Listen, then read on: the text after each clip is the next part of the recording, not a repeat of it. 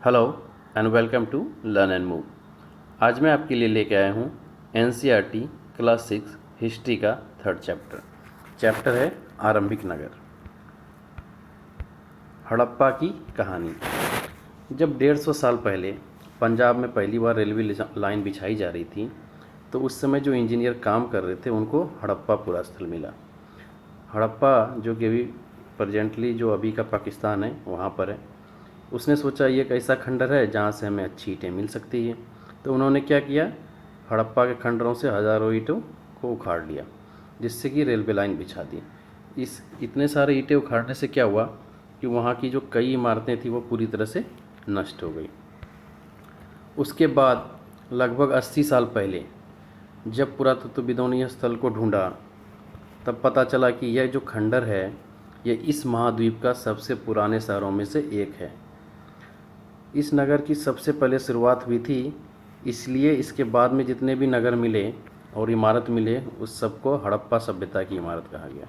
क्योंकि हड़प्पा सबसे पहले खोजा गया था और उसके बाद जितने भी वहाँ पे इमारत मिले, नगर मिले, उन सबको नाम दिया गया हड़प्पा सभ्यता की इमारत। इन शहरों का निर्माण लगभग 4700 साल पहले हुआ था।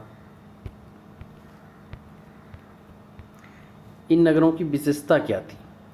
इन नगरों में क्या था कि इनके जो नगर थे उनको या तो दो हिस्सों में या फिर उससे ज़्यादा हिस्सों में बांटा गया था। जो पश्चिम का हिस्सा था वो छोटा था लेकिन ऊंचाई पर बना था। जो पूर्वी हिस्सा था वो बड़ा था लेकिन निचले इलाके में था। ऊंचाई वाले नगर को पुरातत्वविदों ने नगर दुर्ग कहा, निचले हिस्से को निचला नगर कहा। दोनों हिस्सों की जो चारदीवारी थी वो पक्की ईंटों की बनाई गई थी और जो ईंट था वो इतना अच्छा से पका हुआ था कि उसकी दीवारें आज भी सही सलामत खड़ी हैं। दीवार बनाने के लिए ईंटों की चिनाई वो लोग इस तरह करते थे कि दीवारें खूब मजबूत रहें। इन नगरों के नगर दुर्ग में कुछ खास इमारतें बनाई थी। इसमें जो ये जो नगर था यहाँ पे कुछ खास इमारत था, जैसे कि मोहनजोदड़ो में खास तालाब बनाया गया था जिसको कि पुरातत्वविदों ने नाम दिया महान स्नानगार का। इस तालाब को बनाने में ईंट और प्लास्टर का इस्तेमाल किया गया था। इसमें पानी का रिसाव रोकने के लिए प्लास्टर के ऊपर चारकोल की परत चढ़ाई गई थी। एक तो पहले स्नान घर में ईंट और प्लास्टर से बनाया था। अब इससे कहीं पानी ना निकल जाए इसके लिए क्या किया था, उन्होंने प्लास्टर के ऊपर चारकोल का एक परत बिछा दिया था जिससे कि इसमें लीक ना हो पाए। क्या था, इस सरोवर में दोनों तरफ से उतरने के लिए सीढ़ी थी, दो तरफ से उतरने के लिए सीढ़ी थी और चारों तरफ कमरे भी बनाए गए थे। इसमें पानी भरने के लिए पानी कुएं से निकाला जाता था, इसके बाद इसको खाली कर दिया जाता था। ऐसा यहाँ पे ये सब देखने से ऐसा लगता है कि शायद जब कोई विशेष नागरिक यहाँ पे आता था या फिर कोई स्पेशल ओकेजन होता था तो उस टाइम पे यहाँ पे स्नान किया जाता होगा। कालीबंगा और लोथल जैसे अन्य नगरों में अग्निकुंड मिले हैं। एक तो हड़प्पा हो गया, उसके अलावा कालीबंगा और लोथल भी ऐसा नगर है जहाँ पे कि अग्निकुंड मिला है, जहाँ संभवतः यज्ञ किए जाते होंगे। इस अग्निकुंड को देखते हुए ऐसा लगता है कि वहाँ पे यज्ञ किया जाता होगा। हड़प्पा, मोहनजोदड़ो और लोथल जैसे कुछ बड़े नगरों में बड़े बड़े भंडार गृह मिले हैं।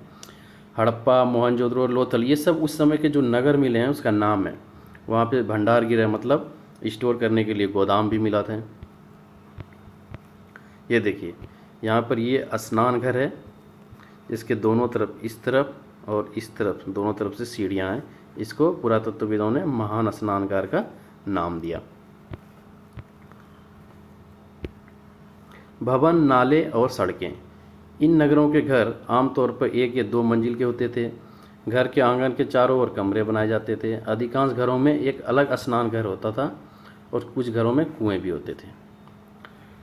इस नगर में क्या था कि ढका हुआ नाला था जो कि एक सीधा लाइन में बनाया गया था। इस नाली में थोड़ी सी ढलान दी जाती थी ताकि पानी आसानी से निकल सके। अक्सर घरों की नालियों को, जो घर की नाली होती थी वो सड़क की नालियों से जोड़ दिया जाता था। इसके बाद इसको बड़े नाले में मिला दिया जाता था। नाला के ऊपर ढक्कन भी लगाया जाता था और उस ढक्कन के ऊपर जगह जगह पे मैनहोल बनाया जाता था जिससे कि इसका आसानी से साफ़ सफाई किया जा सके। घर, नाले और सड़कों का निर्माण योजनाबद्ध तरीके से एक साथ किया जाता था। मतलब हड़प्पा सभ्यता जो थी वहाँ पे नाला भी था, हर घर में एक स्नान घर या फिर कुआं भी था, और वहाँ पे पानी निकालने के लिए घर से छोटी नाली निकलती थी और सड़क के बड़ी नालियों से उसको जोड़ दिया जाता था। हर नाले के ऊपर ढक्कन था, ढक्कन के बीच बीच में कहीं पे देखभाल करने के लिए उसमें मैनहोल भी बनाया गया था। मतलब सब कुछ एक सिस्टमेटिक ढंग से हुआ था। नगरीय जीवन। हड़प्पा के नगरों में बड़ी हलचल रहा करती होगी। यहाँ पर ऐसे लोग रहते हैं जो नगर की खास इमारत बनाने की योजना में जुटे रहते होंगे। यहाँ पे जो इतना इमारत मिले हैं, इसको देखते हुए ऐसा लगता है कि यहाँ पे इमारत बनाने के लिए कुछ लोग हमेशा योजना बनाते रहते होंगे। वो कौन होंगे? यहाँ के जो शासक होंगे वो हमेशा योजना बनाते होंगे कौन सा इमारत बनाना है। वो क्या करते थे कि लोगों को दूर दूर तक भेज के वहाँ से धातु लाने के लिए, बहुमूल्य पत्थर लाने के लिए और जितना भी उपयोगी चीज़ थे वो दूर दूर से मंगाते थे। वो खूबसूरत मनकों और सोना चांदी से बने आभूषणों को अपने पास रखा करते थे। इस नगर में ऐसा देखने से लगता है कि यहाँ लिपिक भी रहे होंगे। लिपिक मतलब क्लर्क, जो मुहरों पर लिखते थे। वहाँ पे मुहर भी मिला है, तो मुहर पे लिखने के लिए वहाँ पे क्लर्क भी होते होंगे। शायद अन्य चीज़ों पर भी लिखते होंगे, मुहर के अलावा और भी चीज़ों पे लिखते होंगे, जो कि आज भी बच नहीं पाई है, सब खत्म हो गया, कुछ नहीं मिला है। इसके अलावा नगर में जो है स्त्री पुरुष दोनों शिल्पकार भी रहते थे, जो कि घरों या उद्योग स्थल पर तरह तरह की चीज़ों को बनाते थे। यहाँ के लोग लंबी यात्रा भी करते थे और वहाँ से उपयोगी वस्तु यात्रा करते थे, और जो उपयोग की वस्तु थे वो अपने साथ लाते थे, और साथ ही साथ दूसरे देश से कहानी किस्से भी लाते थे। यहाँ पे मिट्टी से बने खिलौने भी मिले हैं जिससे कि बच्चे खेलते होंगे। ये देखिए यहाँ एक फिगर दिया हुआ है। फिगर में ये एक सड़क है, सड़क के बीच ये एक नाला है और एक ये कुआं भी है।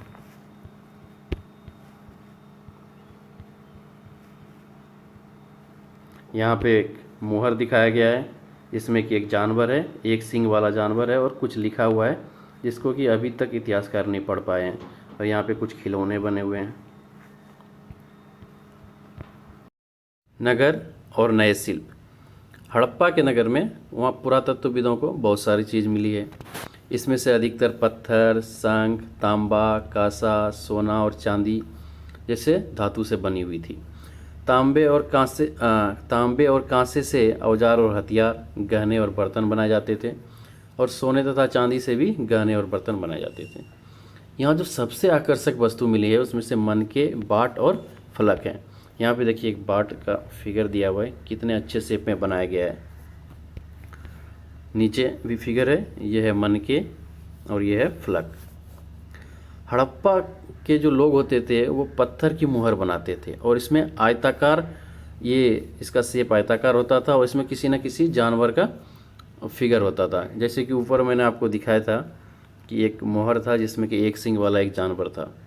हड़प्पा सभ्यता में क्या था, लाल मिट्टी के बर्तन बनाए जाते थे और उसके ऊपर काले रंग से डिजाइन भी किया होता था। मोहनजोदड़ो से कपड़े के टुकड़े, चांदी के फूलदान और अन्य तांबे की वस्तु से चिपके हुए भी मिले हैं, जिससे कि ये पता चलता है कि मेहरगढ़ में कपास की भी खेती होती थी। यहाँ पे पक्की मिट्टी और फेंस से बनी तकलियाँ मिला है, जिससे कि पता चलता है कि यहाँ पे सूत कताई भी होता था।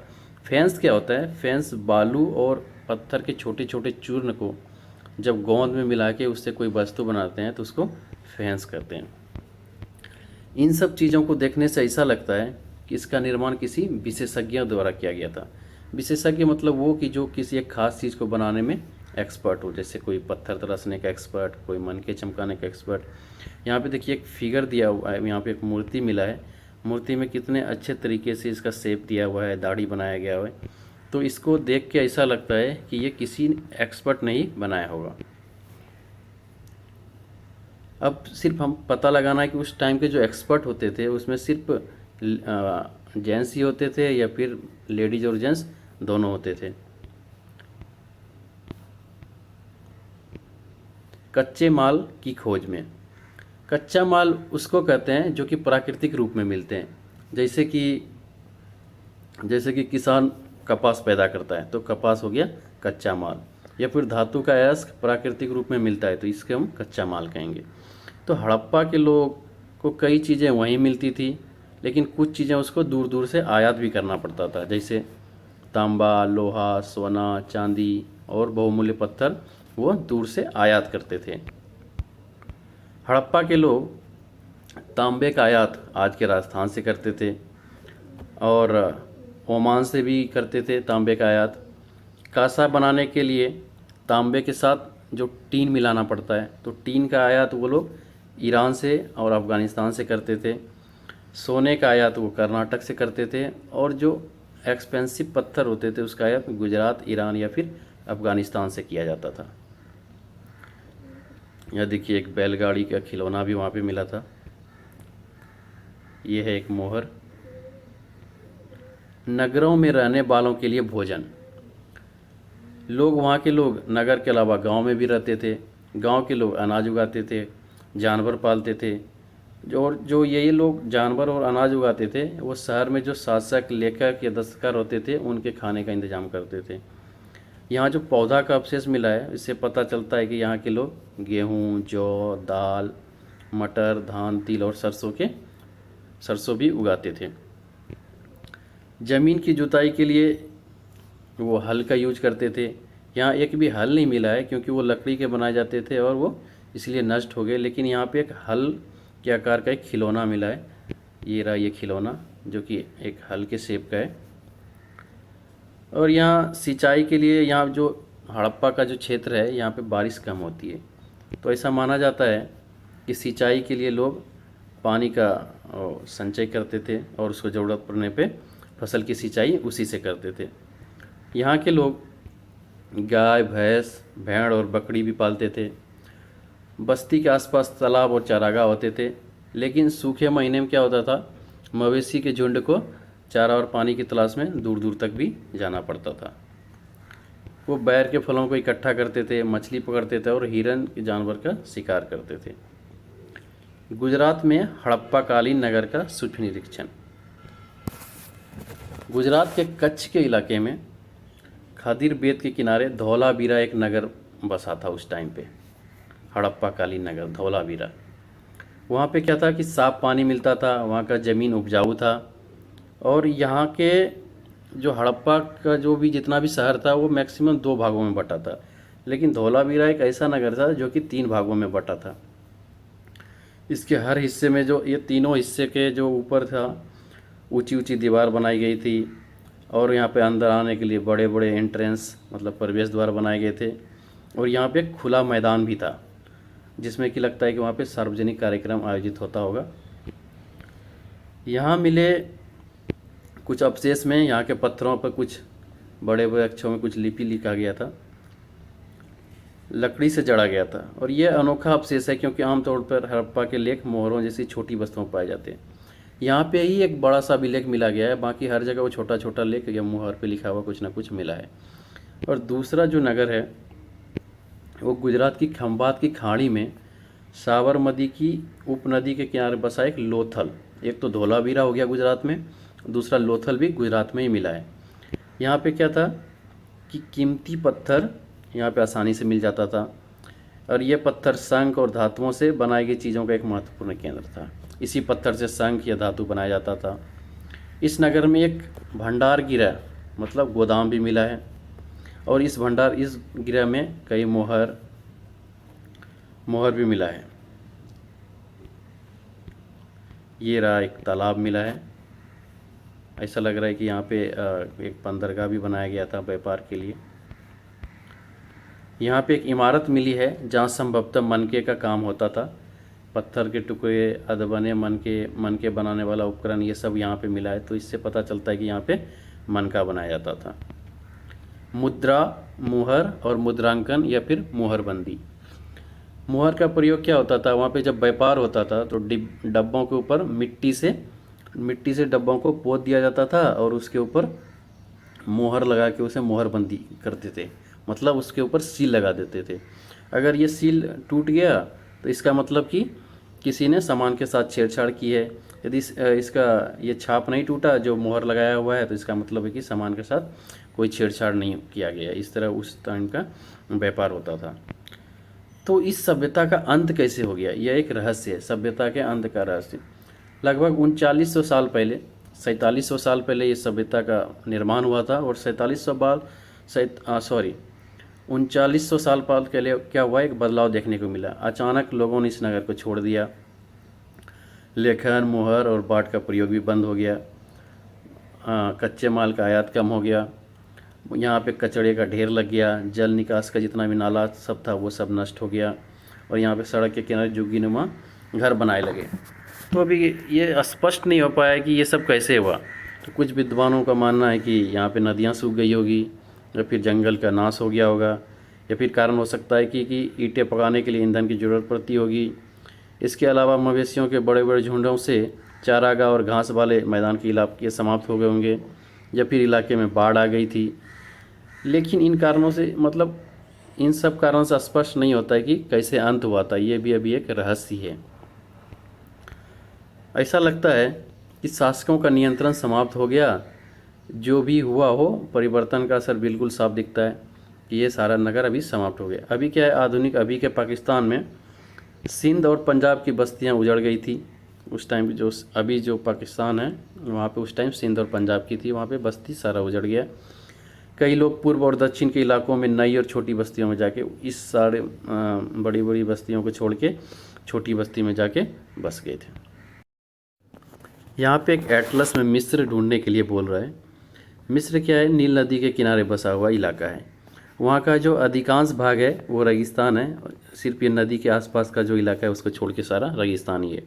तो यहाँ पे 5000 साल पहले जो यहाँ के राजा थे वो सोना, चांदी, हाथी दांत, लकड़ी और हीरे जवाहरात लाने के लिए अपनी सेना को दूर दूर भेजते थे।